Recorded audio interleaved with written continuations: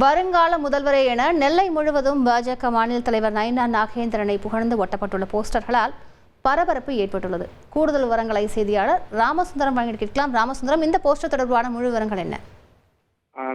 2026ஆம் ஆண்டுக்கான சட்டமன்ற தேர்தல் அதிமுக பாஜக கூட்டணி உறுதி செய்யப்பட்டிருக்கிறது.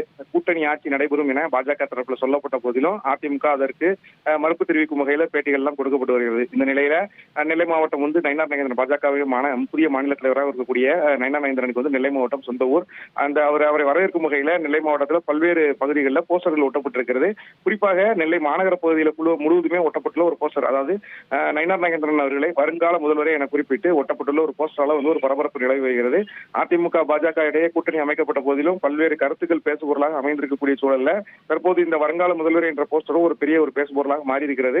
இந்த போஸ்டர்கள் நெல்லை மாவட்டம் முழுவதுமே ஒட்டப்பட்டிருக்கிறது. இதனை அம்மா செல்வகுமார் என்ற செட்டிக்குளம் பஞ்சாயத்து உரிய தலைவர் ஒட்டியிருக்கிறார். முழுவதும் நெல்லை மாநகர் முழுவதும் ஒட்டப்பட்டிருக்கிறது. நெல்லை மாநகரின் ஒட்டியுள்ள புறநகர் பகுதிகளிலும் இந்த போஸ்டர்கள் ஒட்டப்பட்டிருக்கிறது. இது ஒரு பேசுபொருளாக மாறி இருக்கிறது.